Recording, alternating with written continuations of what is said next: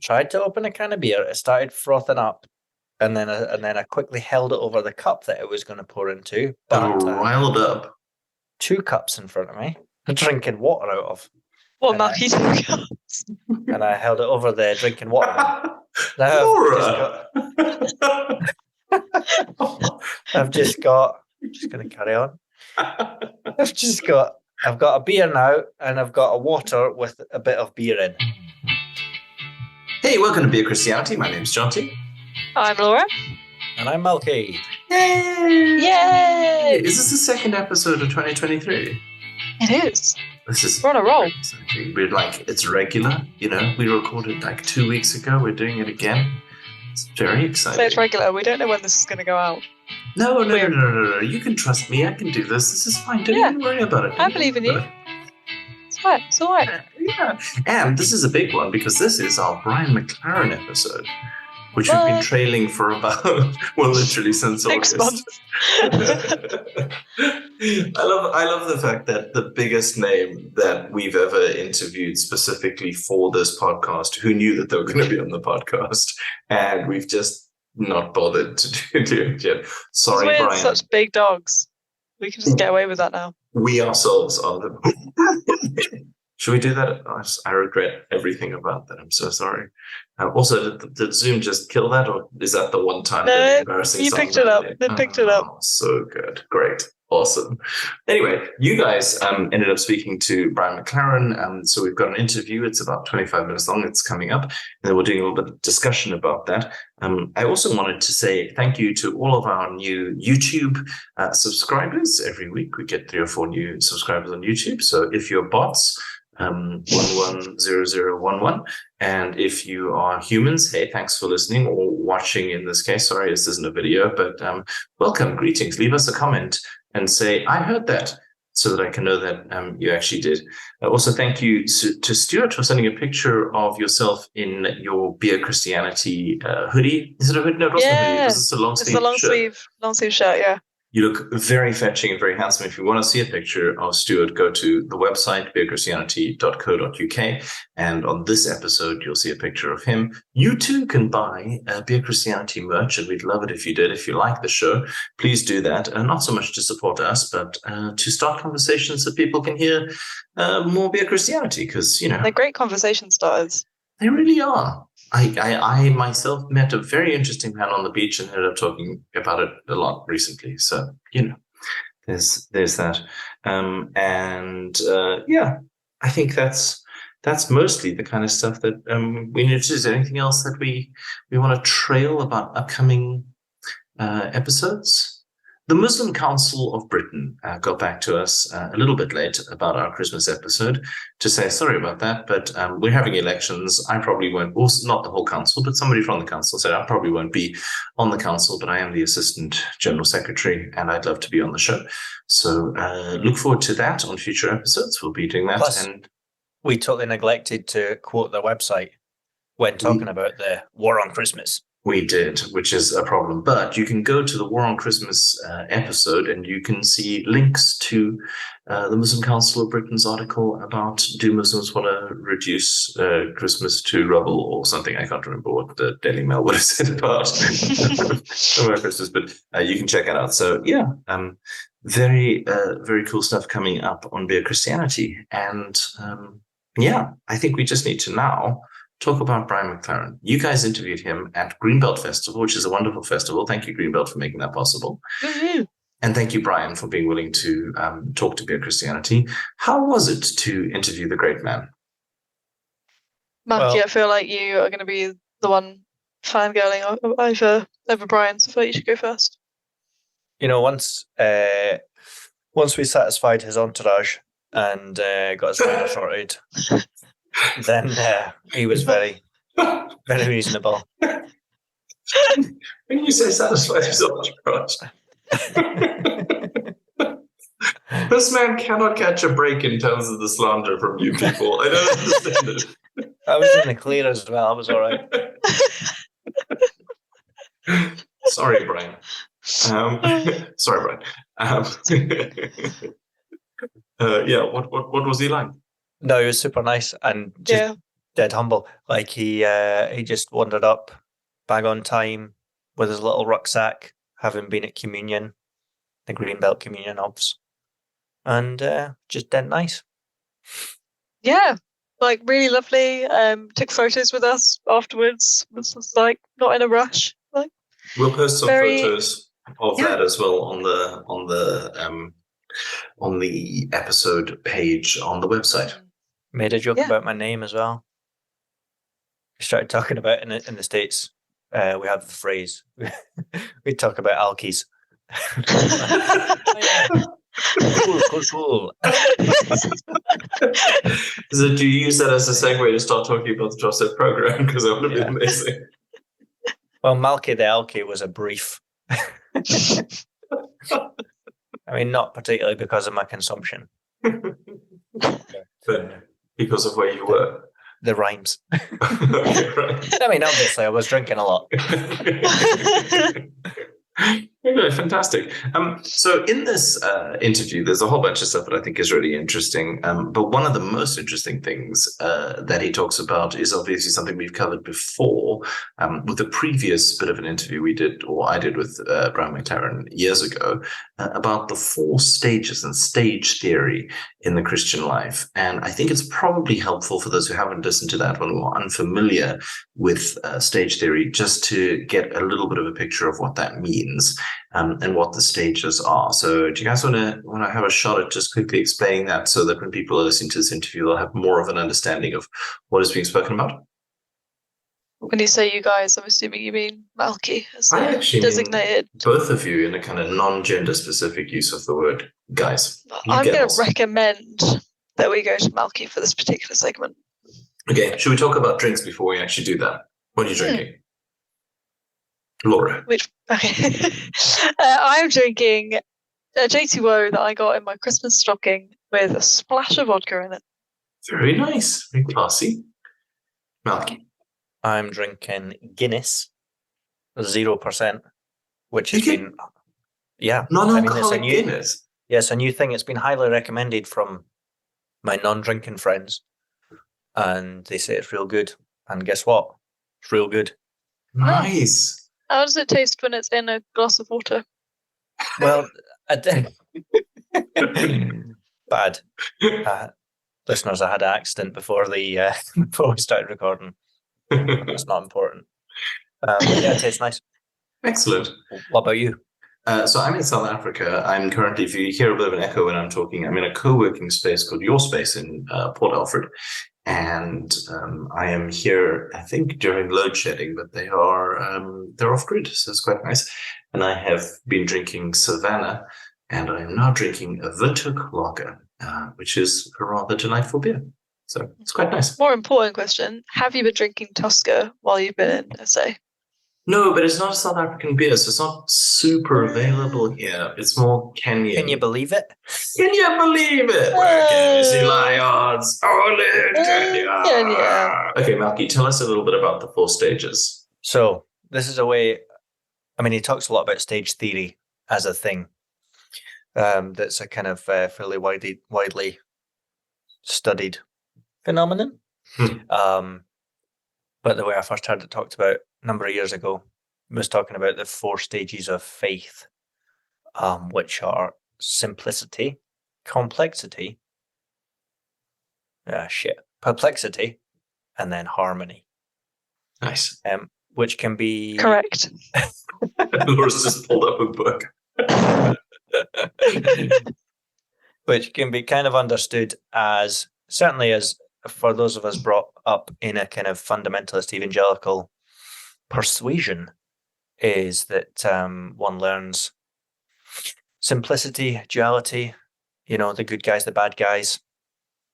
And then there's a journey into complexity. There's some more shades of grey where you recognize, maybe Christians of different sorts. It's a bit more complex, but it's still fairly kind of black and white. These guys are in, these guys are out. Yeah.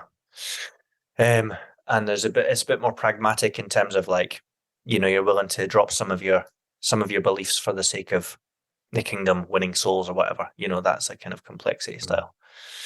And then, the whole perplexity stage is kind of your deconstruction phase. Something goes wrong.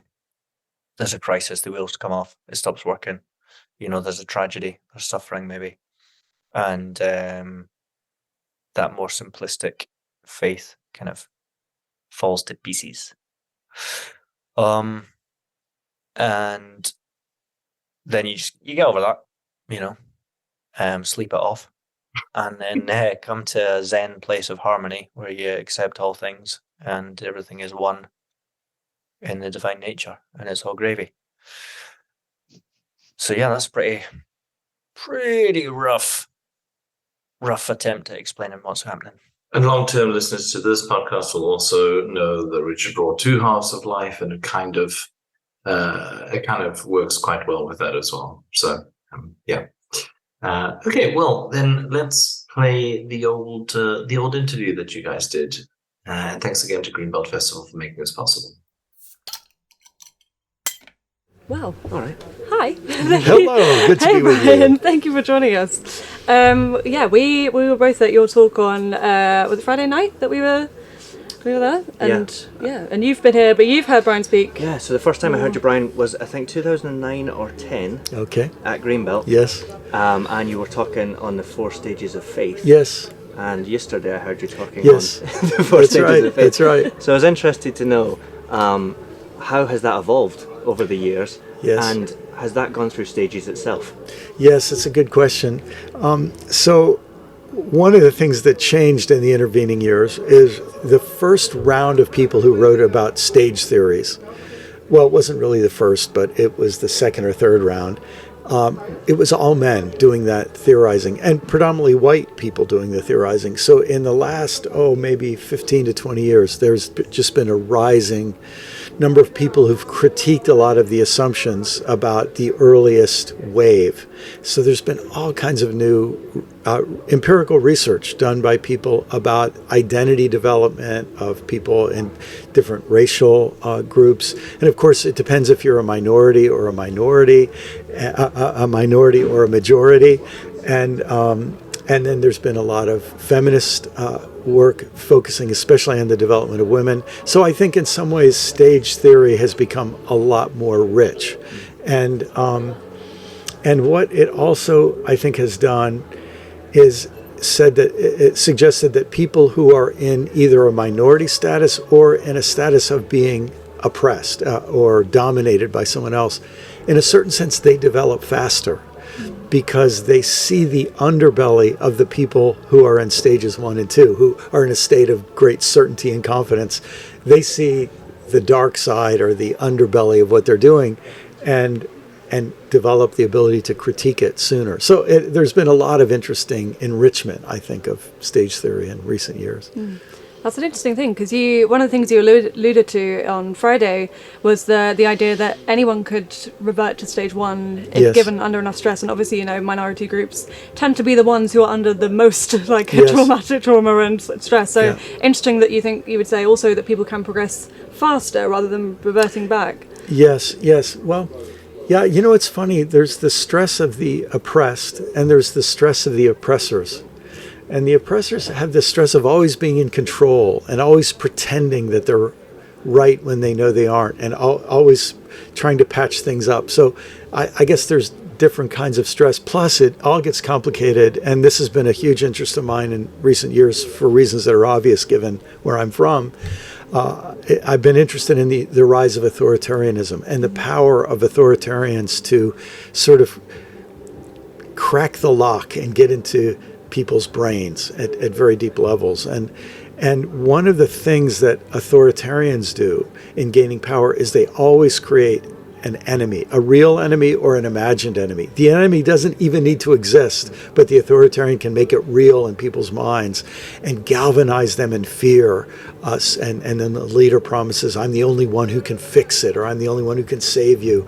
And what authoritarians do is, in a sense, they always want to push people back into stage 1 because they'll be compliant and they'll go do violence to the enemy if the authoritarian tells them to. So I think it's another reason that stage theory can be useful. Obviously, every theory or tool can be turned into a weapon, but it can be useful in helping understand why people behave the way they do. It doesn't excuse them, but it also helps us not hate them or just say, what's wrong with you? We'd have to say, no, what's happened to you to make you act like this? Yeah, and going back a little bit to what you were saying, Malky, is, you've been doing this for a very long time. You're speaking to groups of people as someone who's been through those stages, and is that a lot of pressure? How do people see you in that kind of, if they're looking to you for like that enlightenment almost, does that put you in a weird position? I suppose I don't think about it too much. If I thought about it, it might make me very, very nervous. But I'm lucky in the sense that I get very good doses of critique and suspicion and all the rest as well. So I think if you only had appreciation, you'd be in trouble. I think both praise and criticism can hurt us in different ways. So I think it makes it all the more important to try to be rooted and grounded and centered and so on. Yeah. And I guess, like, as well as thinking about the criticism, like, you are speaking into a lot of what you speak into as well is the kind of state of the evangelical church at the moment. And I have to assume that the criticism you get from places like that can't be kind. Well, for me, there's a process that you go through. And so in many ways, I'm in the stage now with the evangelical world where I'm very, very carefully ignored. And so the criticism isn't there so much, but the attempt to just make sure that certain names are never mentioned. You realize that's one of the ways that groups expel someone and then carry on and don't have to be bothered by them anymore. But what's been interesting to me in recent years is realizing that the same kind of thing that I grew up with in the evangelical world is happening in the Catholic world. Like the number of Catholics and even Catholic bishops who despise Pope Francis. It's staggering. And you realize that these dynamics happen in many different religious communities, Christian and otherwise too. It's interesting thinking about specific churches, and can one church have it all? Can one church be a kind of stage one and take a person through the stages? Yes, this is one of our great challenges, and in some ways, I think cultures have a kind of center of gravity. So I think, the UK and the US, if we were to go back 100 years, our center would have been in stage one, and then I think over this last century, more and more people have moved into stage two, so much that maybe the center of gravity even was in stage two. And some people were moving into stage three. I think under stress, people tend to regress. And so I think part of what's going on in the US is we have a major part of our population regressing. They have the stage two know-how to enforce their stage one simplicity and absolutism, But in some ways, we can't move. We have to, in some ways, if enough of our center of gravity is in stage three, I think we'll have more and more people able to move into stage four. And I think there could be a kind of tipping point, because when we have people who are teaching and leading from a position of harmony, they can help people in stage one do the work of stage one. But they do it without thinking that that's the ceiling. They're always preparing them for the stage two growth. And then they'll get that set of tools in their toolbox, and then they can move into stage three and so on. But until we're in a position where we have enough leaders that can even lead from some higher levels of maturity, let's say, I think it becomes very hard. It becomes very hard to move too far beyond your center of gravity. In a sense, if you're in stage four, you can go back and speak to stage one people. You remember what that's like. But when you're in stage one, you've never been in stage four. You don't even know what it's like. And that's why I think there's this tipping point, and I think there's some urgency because, as I say, there are authoritarian movements, and I think we can say with climate change and economic inequality and political failure and so on, we should expect that stresses are going to increase in the coming decades, which will tempt many more people to regress rather than, although many will find that opportunity to grow too. That's interesting because it immediately makes me think I'm not in stage 4 because imagining being able to kind of I don't know, teach new people in the faith, stage 1, like to do that. That's just an interesting conundrum. I'm a parent, so I immediately think about kids, but also as adults, like if they're non-religious, may they be at a stage in their own kind of ideology and formation, or do they need to go straight into kind of a stage 1, okay, this is the Christianity, this is the dualism, the black and the white? I mean, I think to a degree, and obviously every stage theory like this is contextual to a time and to a place, but at least in Western culture, I think it would be different in traditional Eastern cultures, but Western culture has been so dominant, and in some ways the spread of technology spreads a kind of global culture. I think a person who's raised as an atheist in some ways will begin as a stage 1 atheist. So much depends on where your parents or your teachers are. But when you say, I think in some ways one of the things I talk about in the book Faith After Doubt is that when you reach stage 4, if you are there long enough, it becomes your new simplicity. And in a certain sense, you say, I'm knowing, I'm learning, I'm feeling comfortable inhabiting harmony for myself.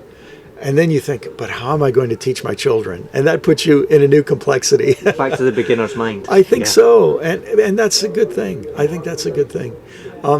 And then you think, as an educator, you might be able to be there yourself, but then you think, okay, how do I teach people? And this is where, in a certain sense, it keeps us all humble. How do I help people in these earlier stages? And for me as a Christian, I realize that you can look at Jesus and say, well, Jesus was able to teach people for 3 years and then they killed him. There's a certain sense that you also know some people are never going to be ready for what you say, or at least in the short run, they're not going to be ready. Jesus knew that. Even with his disciples, he said, hey, there's a lot more I'd like to teach you. You're not ready for it yet. So, and that's part, I think, of the wisdom of stage 4, of saying, what is this person ready for? And if I can help them with that, that's all I can do today. Yeah. Yeah, it's interesting that kind of the I guess, idealized, how you kind of have people teaching those in stages 1 and 2. The people in 1 and 2, how do they stay in 1 and 2 being self-aware of the 4 stages? Because it feels difficult, like if you're this kind of feels like the theory itself feels like something you come across in maybe stage 3 and you're like, I'm aware that's where I am, like, oh, this is amazing. And then, but maybe the first 2 stages, it feels more ignorance. Yes. So I really, that's something I've been interested in watching. And in some ways, it's why I wanted to write this book, Faith After Doubt, to let this topic of spiritual faith development, faith, and in a certain sense, theological and intellectual faith development. And we could even say kind of emotional or experiential faith development. What would happen if we actually made it a subject and taught it to a stage 1 person? I think the first thing in a stage 1 person's mind is, which stage is right? And they would be asking, if I'm teaching this, they think, I wonder if I trust this guy. I wonder if people I trust this guy. But if you were in a place where there was trust for a leader who explained to you that there are 4 stages in the spiritual life, you would be predisposed to believe them. And then you think, okay, I want to do the right thing. What am I supposed to learn in stage 1? That's a great attitude, And then you'd say, I want to be ready for stage 2 when I'm ready. And what will be my work then? And I think that could be a very, very healthy thing. We're not used to it in Christianity because almost all of our leaders either were in stage 1 or 2, or they had to pretend they were in stage 1 or 2. Otherwise, they'd be fired. But if you think of many stories from the East, the story of the young apprentice coming to the Buddhist monastery and saying, I want to become a monk. Almost all of those stories, you realize they're dealing with stages. And the job of the monk is to get the person, the new student, to come to the place of the beginner's mind. Because when they're in the beginner's mind, then they'll be open to a path of growth. Even if they can't understand where it leads, if someone can make it clear, what are the steps I need to take now? That would be a good thing. And again, I think that's what it felt like to be with Jesus. I don't think the disciples signed up as disciples and then said, oh, now we get it. They had this feeling, there's a lot more going on here than we realize. Yeah. And do you think the church can survive without all 4 stages? Well, I think it's different things. I don't think it can be faithful to the vision of Jesus without all 4 stages. But there are forms of Christianity that have been very powerful and are very powerful. I think they bring great benefit to insiders and often great harm to outsiders. And then they even bring harm to their insiders when the insiders grow beyond what that form of Christianity offers. So, but I think going forward, to me, this is C.S. Lewis famously said that an egg will either hatch or go rotten. And I think the Christian faith is at a place where it's either going to grow into more maturity or go rotten in some pretty scary ways. Yeah. How would you say, so you say that you can't have the 4 stages that relate to the vision of Jesus. How does, expand on that? How does that fit? So when you think that Jesus, for example, in the Sermon on the Mount, in my mind, what the climax of the Sermon on the Mount is when Jesus says, you have heard it said, because he goes through this series of you have heard it said, you have heard it said, and they really build to a climax. You have heard it said, love your friend and hate your enemy. But I say to you, love your enemy. I mean, it's one of the most radical statements really ever made. And it's still, I think, the most enlightened people in the world struggle to accept the full depth of that. Was Jesus right, or was that just a flip saying, or was he unrealistic or overly idealistic? And so, in a certain sense, you could say that for 2,000 years, the Christian faith has not been ready to actually accept that our call is to learn to love our enemies. We've been very happy to kill them, torture them, imprison them, put them in concentration camps or reservations or colonies. And so, I think G.K. Chesterton said, it's not that Christianity has been tried and found wanting, it's been found difficult and left untried. And you might say we were happy to adopt it in a stage 1 way, maybe even a stage 2 way, but we haven't gone much farther than that. Yeah. You're about to go on stage and talk about your new book, Do I Stay Christian? Yes. This is a terrible question for you, but can you give us a quick summary for the listeners? Yes. Well, the thing I tried to do in the book, Do I Stay Christian, is not tell people you should stay Christian or you should not stay Christian. Because some people will stay Christian for better or worse. Some will stay Christian because it's the easiest thing to do. It would be very hard for them to leave Christianity. And they will become worse people for the kind of Christian that they become. And other people will leave Christianity for the better. They'll actually leave and become better people than they would have been if they just stayed in the form of Christianity they were in. And other people will stay Christians for wonderful reasons and grow deeper. The people who stay, I want them to stay with their eyes open to the harm that Christianity has caused and is causing, so that as Christians they can start to heal that harm and embody and pass on to their children and future generations a form of Christianity that is more mature and more loving and more Christ-like. And the people who leave, so many people think if I just could leave Christianity, all my problems would be solved, because they're feeling problems imposed upon them by the Christian faith. But I want to help them see that, look, you'll have to wake up the next morning and say, well, okay, I got that off my back, but what kind of person do I want to become? And to me, the question of becoming is the question that brings people who identify as Christian and not Christian together. what kind of people do we want to become, and what kind of world and civilization do we want to become and contribute to. And ironically, I think that's very much what Jesus was concerned about. I think his term, the central term of his whole teaching, the kingdom of God, is within reach. At hand means within reach. The kingdom of God is within reach. I think kingdom of God was saying there's a better kind of world we could be, and better kind of people we could be. So it's that vision of becoming that I think, I hope people can feel as they read that book. Would you say it's possible to leave Christianity or leave the church and remain in the kingdom, or for that to change somehow? Yes. So this is the thing. I think what we've done is we've taken Jesus' phrase, in the kingdom of God, and we've made it equal in the Christian religion. And I just think we should just let that fall away. Let's try to really understand what Jesus meant by in the kingdom of God and make that our focus. And then let that vision of the kingdom of God judge both the world at large and the Christian religion as part of the world.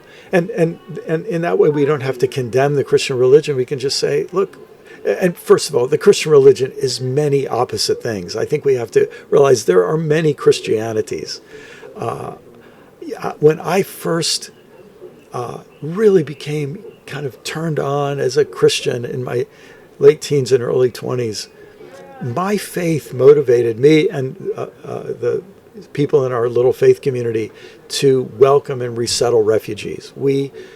Back in those days, it was Vietnamese, Cambodian, Laotian, Ethiopian, and Iranian refugees. And we didn't care whether they were Muslim or Buddhist or whatever. We didn't care if they were communist or capitalist. They were people in need. We loved them. We helped them. And we really felt we encountered God in the process, that we felt the love of God in us and through us and in the interactions with these wonderful people. And it's just so ironic to me now that there are people growing up today that if they think of Christians, they think, especially in my country, of people who hate refugees, who just want to send them back and build a wall and keep them out, and feel they're doing God's will in being hostile to people in need. Same religion, different expressions. Yeah. So the question that you tackle of do I stay Christian? How would you respond to do I become Christian? What's your position on, would you, it's all difficult language, encourage people to convert? Would you, is there something attractive that would make people want to change the worldview? Yeah. It's interesting, in the US, some data just came out that the number of people attending white evangelical churches in the US is going down. The number of people identifying as white evangelical is going up. And what it says is that the term white evangelical now is almost more of a political and cultural thing than it is a thing of actual practice and even church involvement and so on. So I think, here's the way I would say it. I think all of us would benefit. I think all of us would benefit if we were to say, Jesus is a really important person in human history. It would be a smart idea for me to find out what he was about, really try to understand him in depth and see what I could learn from him, and then see if that's something that I really would like to pattern my life around. If that were the focus of the question, I think it would get a person to a better place than thinking, I wonder if I should become Baptist, or I wonder if I should become Catholic, or you know what I'm saying?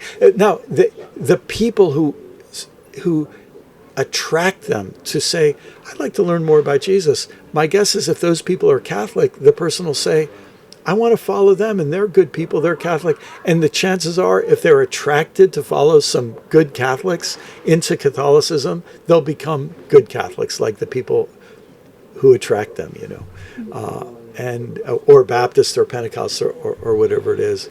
But it's funny, the writing of this book makes me realize how dangerous labels can be, because we can focus on having the label rather than having the character, and the vision and the direction. Just a quick example. it's like with degrees. If you want to get a degree or a grade, I want to get an A or a B, or I want to get a bachelor's degree or a doctorate, you can cheat and get the doctorate. And you'll be a stupid person with a degree. And not only a stupid person, but a stupid and dishonest person. The seeking of the degree without the seeking of the transformation is a surefire way to mess up your life. Have you got? No. So I recently listened and really enjoyed your series of podcasts on biases. Yes. What do you think? Again, speaking to labels, at a place like Greenbelt, or people who would listen to a progressive Christian podcast. Yes. What do you think are our biases and blind spots that we really need to kind of be mindful of? Yes.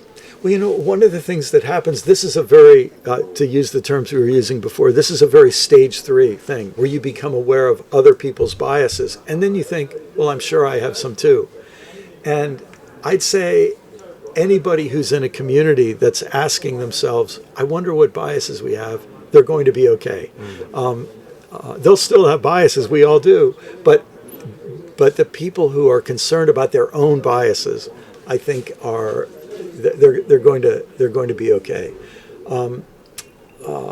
I think that a problem that might happen among some people just entering a more progressive kind of Christianity is they're eager to learn and talk about and identify those conservative Christians' biases. And that's understandable. And it's worth learning about, especially if we come from that background.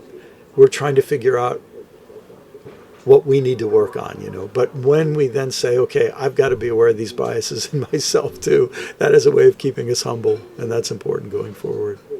That's very cool. Amazing. I think we're good. I think we're good. Well, Yes, do you want to take a minute to promote yourself? What can people go for it? Yeah, well, if people want to learn more about me, my website is brianmclaren.net, and there'll be connections to the different things I do. I have a podcast that I do just 2 short seasons of each year called Learning How to See, and that could be useful. And the newest book is Do I Stay Christian? And before that was Faith After Doubt. Thank you very much. Thank you so much, Brian. Thanks for having me. Thank you. Excellent work, guys. What an excellent interview. Just Thanks. loved that. And what did you think of the interview listening back? I think my voice sounded better than I thought it would. So I'd hate That's good. listening to it back. I don't listen to this podcast purely for that reason. No, your voice is great. What's wrong with you? Thanks. No, I think I forgot it's been so long, I forgot what we were like, what I'd asked him really. And then listening back to it, I was like, oh, I wonder what this was about this. And then I would ask the question just after I thought about it in my brain. I was like, nice. That's awesome. That's superb. Malky, what did you think of it? Listening back? Yeah, kind of same, except the voice. I went the other way with my voice. Like listening to my, oh man, I've got a Malky voice story. I'll save that for the end. It's so good. Be excited, listeners. You're going to forget. This is going to be the most disappointing thing in the world ever. So just tell us your Malky voice I'm going to write now. that in the chat so that we remember. Okay. All right, cool. In terms of reflections on what Brian said, I was really interested to hear you ask the question, Malky, about not so much why should I stay a Christian, but should I become a Christian? And I was wondering what you thought about his answer to that. Yeah, I was surprised that I asked it also because I'd forgotten. But I think, reading his book, so after the interview, I've read his book. I say read, skimmed. It's a big old thing.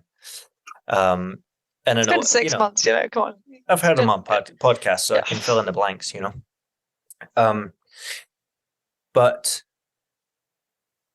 yeah, I think it's kind of, it's indicative of his approach and what the conclusions he reaches in the book, or the kind of the themes he discusses in the book, should I say, because I think he's not that fussed. Like, it's similar in how he discusses like what Christianity is. So at the beginning of the book, he lists 11 different things that are how one might understand Christianity or describe Christianity. And one of those is a set of doctrines, a set of beliefs. There's other things like, a moral code or a set of religious rituals and practices. That's what you might mean when you say Christian. And I think he really leans into Christianity as a way of being. And that's kind of his approach. And he feels that Christianity as a set of beliefs has been overplayed and overcooked by the kind of conservative evangelicals. And I think you could definitely accuse him of swinging too far the other way, but yeah, I don't think he's that interested in Christianity as a set of doctrinal beliefs. He much more cares about, again, listening back, it was interesting to hear how explicitly he uses phrases like, to leave Christianity behind and become a better person. So he much more cares about, he couches it in terms of human maturity and becoming a better person, or, is this religion you're in doing you more harm than good? Which is quite interesting, especially coming from that background, having that lens of a conservative evangelical, as I do, to kind of come at things. But yeah, I thought that was interesting in terms of what he kind of just sidestep. Sounds bad, but he's just not interested in tackling. He's not interested in addressing that, I guess. So I think part of it as well is that it's quite difficult to uncouple it from stages of Christianity or stages of church, I think.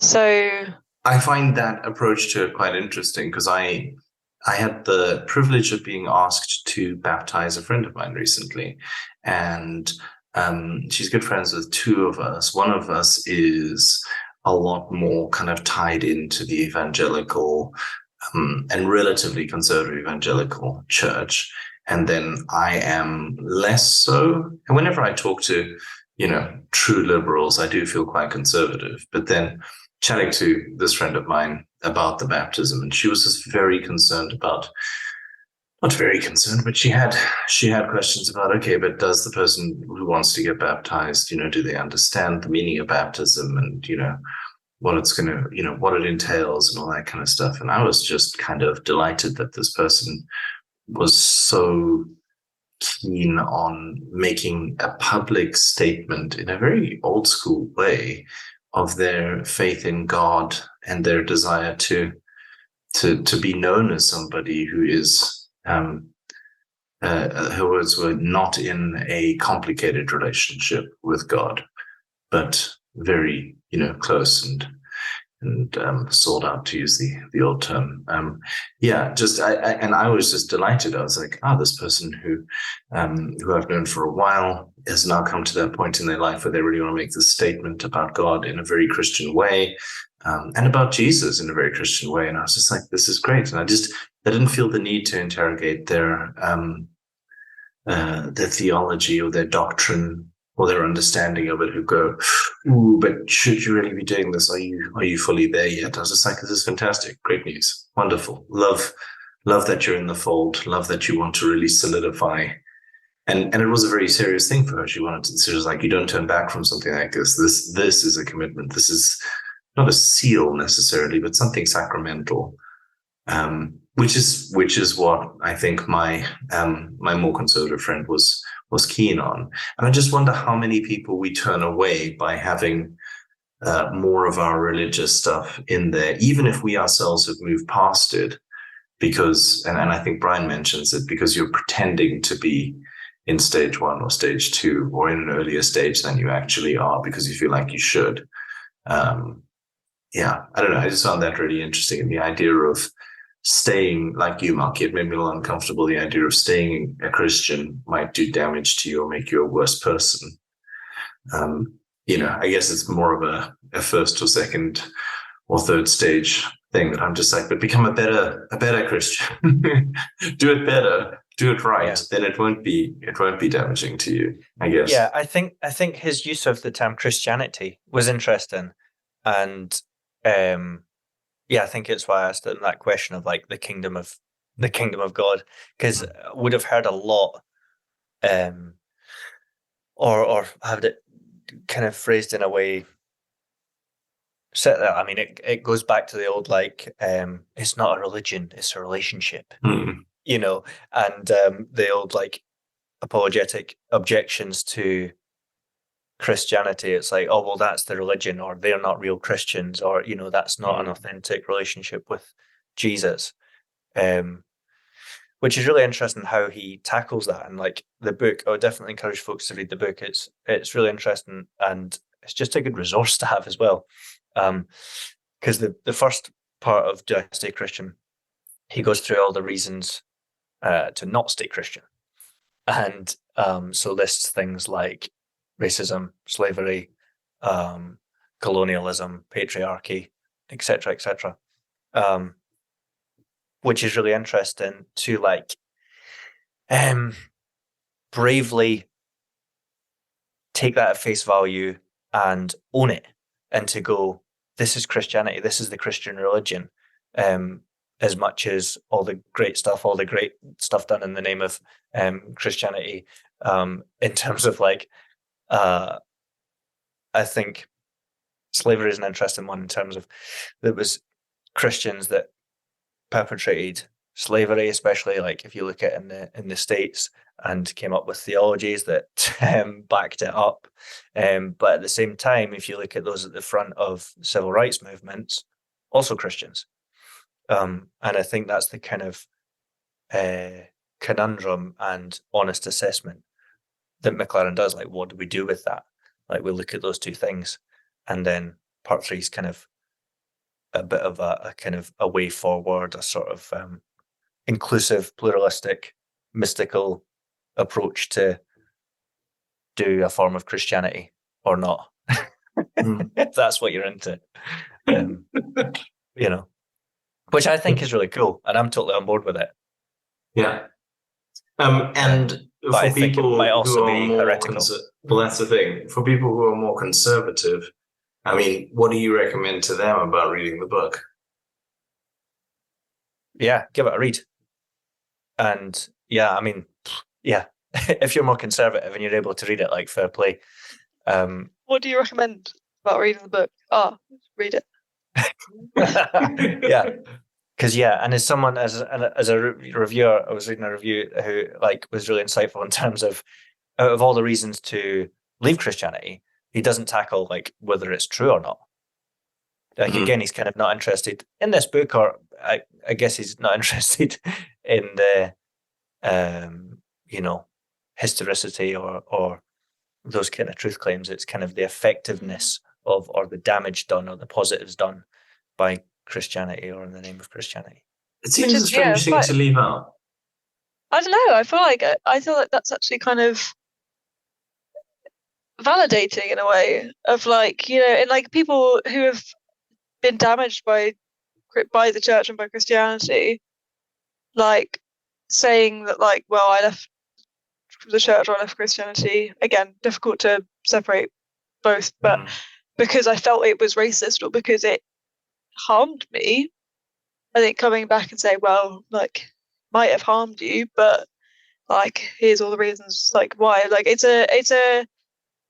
not, if you're trying to convince someone to come back into Christianity, it shouldn't be an invalidation of the way they've been harmed by it. Absolutely. I think for me, it's just like, I've had some terrible experiences in churches and in Christian organizations, specifically from people who didn't think I was Christian in the right way or Christian enough or whatever. But I guess they weren't the reason I was there. I was there because I believed it to be true. Because for me, even if people are super nice to you, like, I could find a lot of really nice Scientologists, and if they weren't, or a nice cult that worshipped cats, you know, and they were very kind, and they weren't, excluding or racist or homophobic or hateful. But if the core of what they were saying is not transformative because it's not true, then what's the point? And not even talking in terms of salvation, though that is something that is worth discussing. But just that kind of, I guess that almost Old Testament prophet thing of like, you're worshiping a piece of wood, it can't hear you. Worship the Lord because he is real and because he is good and because he loves you and because those statements are true. Because if they're not true, it's a quite nice, there are less complicated groups of people to join with and do nice things, than the church. There's so, like, if it's not true, I don't know. But maybe that's the very first half of life or early stage way of thinking of things, or maybe it's just a very old school way of thinking of things. But to me, whether or not it's true is quite important. I don't know. Well, maybe certainly I don't know how Brian would answer that, but I feel like a valid answer would be, this is not the book for that. Yeah, oh, for sure. This is the assumption that, okay, we've done the apologetics, we've realized, okay, it's reasonable to believe, but at the end of the day, do you want to be part of this movement, this group, this? Well, yeah, but at the end of the day as well, you can't prove it. You can't pin it down and prove it. Yeah. So therefore, let's move on to the kind of experiential stuff, like the effectiveness. Because interestingly, you said there, like the nice community thing, if it's not transformational, well, I guess one way of interpreting that is like, is it like through experience, like the nice community based around cats? Like, is there a sense of transcendence and oneness with all people and, moving beyond yourself to something greater? Which is the sort of community that McLaren describes in the book, Yeah. I guess for me, it's just, and I think we've overplayed this a lot in the church, particularly the conservative church. But if there's nothing that anybody could disagree with, it's not saying anything. Do you know what I mean? It's not, you're not believing anything if there's nothing anybody could disagree with. Like, yeah, I don't know. Maybe. That's interesting. It's interesting because, again, as you say, that's been a big thing in that, if we're just like the world or, we're not distinctive is a kind of overplayed thing in the conservative church. But it is. Yeah, what does make us distinctive? But what does make us distinctive is we do believe in redemption. We do believe in forgiveness. We do believe that a person's past actions do not need to define them for the rest of their existence. We do believe, in forgiveness. We do believe in loving our enemies. We do believe in turning the other cheek. We believe in grace, which is undeserved goodness that we are meant to be shown and showing.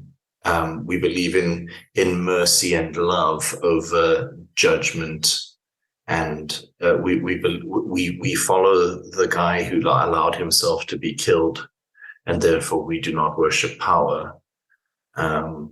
These are distinctives, and some people will object to almost every one of those quite reasonably, but then it's not the religion for you. Yes. So I think McLaren has come to a point where he thinks those things are self-evident or are just come through the divine if you are in tune with God or whatever. Because, there's certainly an argument to say,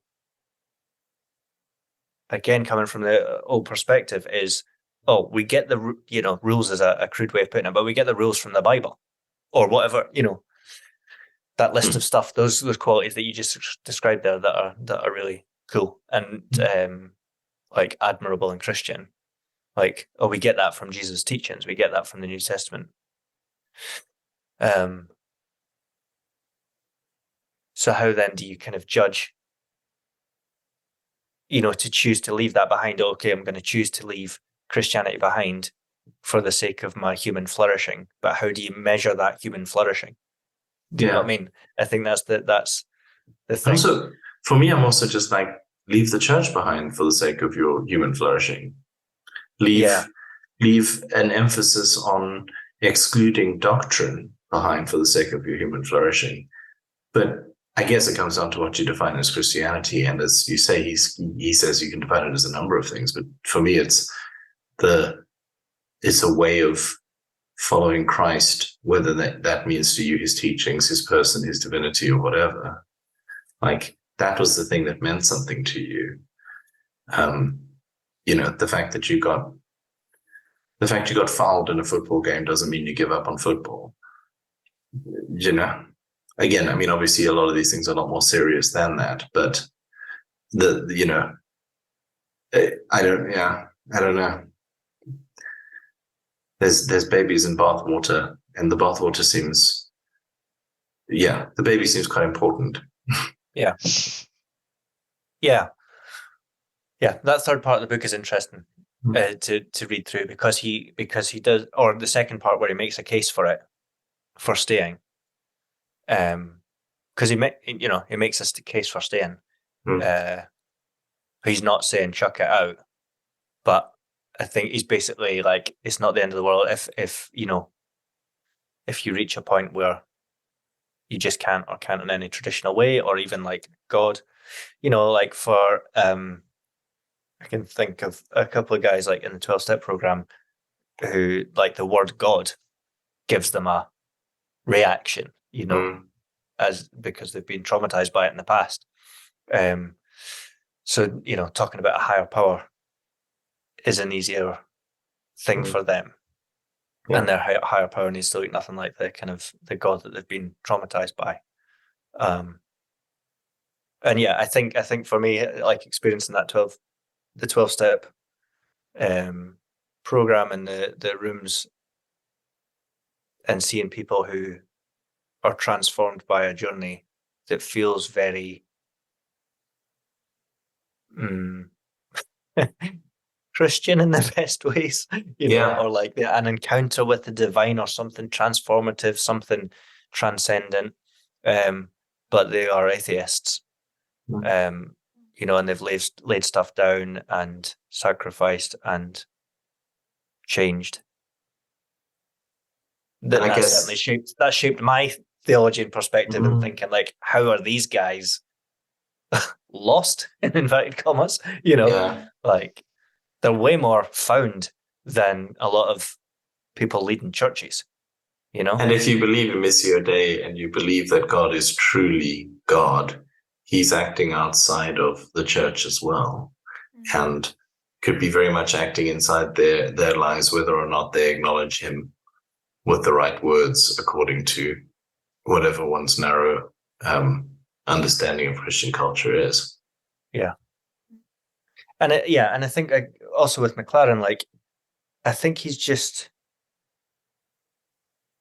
not fearful at all in letting people go their own way and having freedom. Like, he's presenting a case and going, but do what you want, guys. Which is just whatever the opposite of heavy shepherding is. Yeah. Heavy shepherding, what a gross term. Laura, did you have any further thoughts before we kind of bring this to a close? Yeah, I guess I'm kind of interested about whether and how your kind of major Christian influences will affect the stages that you're in. And I think I started that discussion thinking that maybe, I don't know, maybe you end up being in a later stage than you think you are, but I'm now second guessing the stage that I think I'm in. And I think my whole thing with the stage theory is I tie it too much to kind of intellectualness and kind of almost reaching enlightenment almost, with like kind of going through the stages, and I think it's quite what it's for. But I think that you have a tendency to, if you're investing yourself in a wider range of kind of school of thought, or more kind of boundary pushing school of thought, when you're kind of in a Christian space, you have a tendency to maybe think you're in a later stage than you are, which probably thinks you're in an earlier stage than you think you are, which is maybe where I'm at. So that's... It is interesting that we almost always define the stage theory in terms of stage theory. It's always about doctrine, Yeah. which is a very first stage way to be. And like exactly. even if you're like, hey, no, everyone's fine. My doctrine is if everyone's cool, everyone's fine. Yeah. So that's been my thought. So I think I do want to read his book. I want to read Faith. Well, I want to read now. I want to read Do I Stay Christian? But I also do want to read Faith After Doubt because I think I should learn more. So I think it's only useful, or will only kind of ring true with you if you're in stage 3. Really? Because certainly from my perspective, like hearing that, if I'm on the verge of the end of stage 2, that might nudge me into stage 3. Like it might blow my mind and be like, fuck. But I think, speaking personally, like when I was in stage 1 or 2, in terms of like doctrine and practice, then I would be like, well, he's a fucking liberal. Like he's not a real Christian. Like, so so for me, hearing him at Greenbelt talking about stage 3, like this is just a stage of development. Right, fuck. Oh, that helps.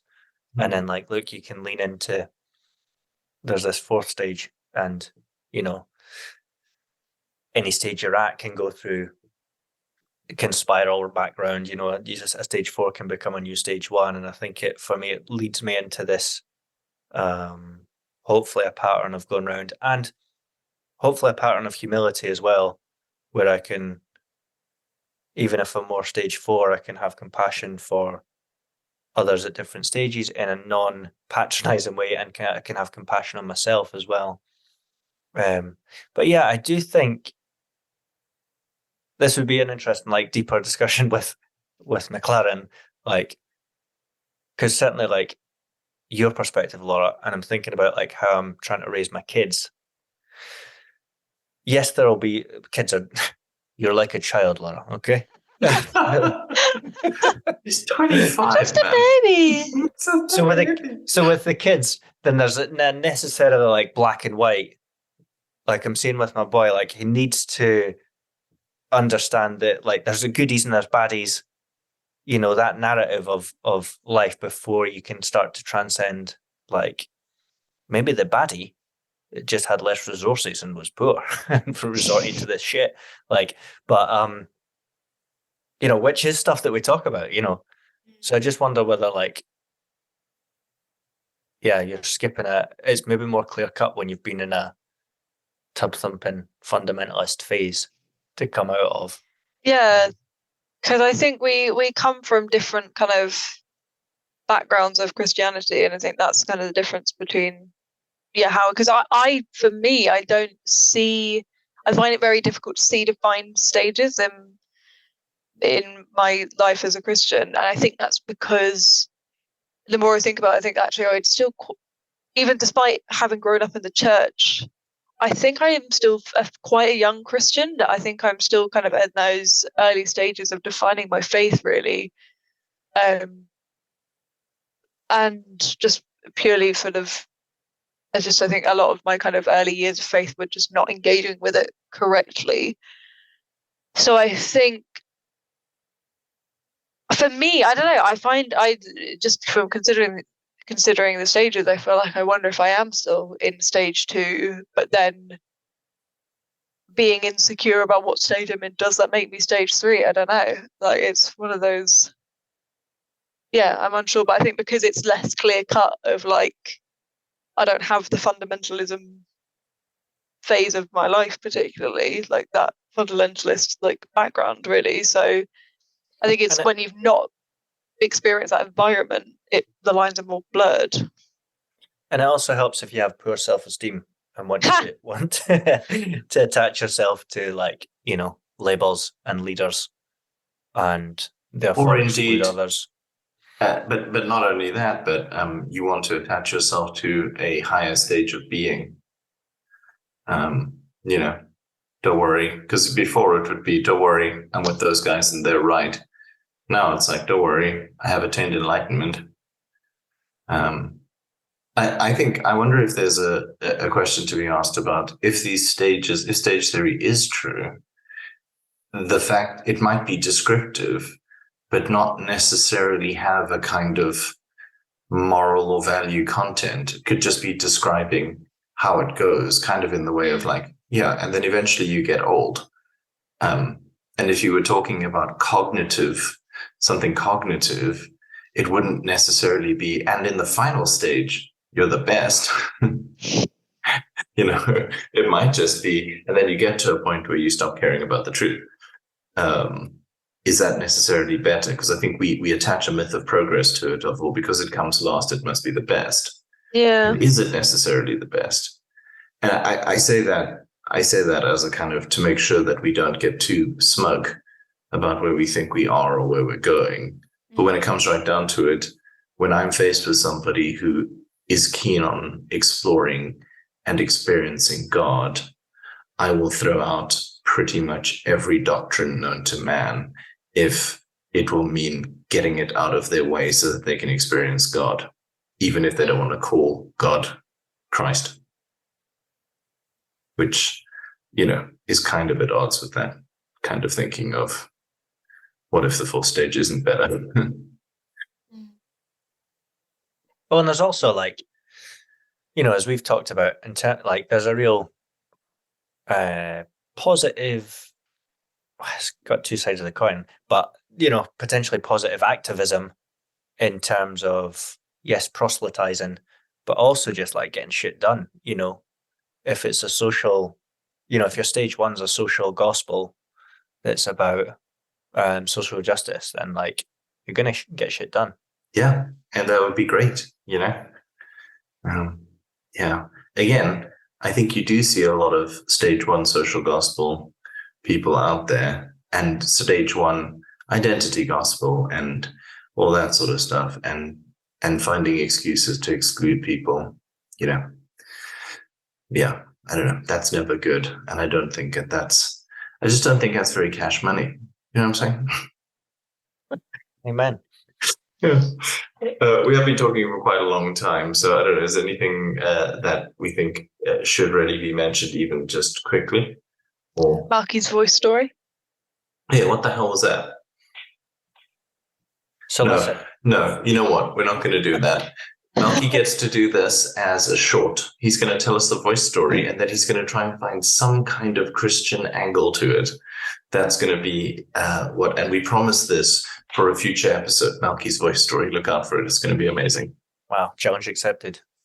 Fantastic.